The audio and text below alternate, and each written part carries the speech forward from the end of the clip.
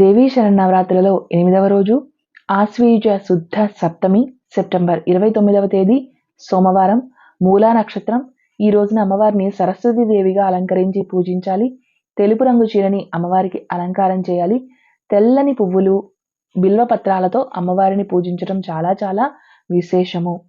అమ్మవారికి పాయసాన్నము దధ్యోదనము నైవేద్యంగా సమర్పించాలి.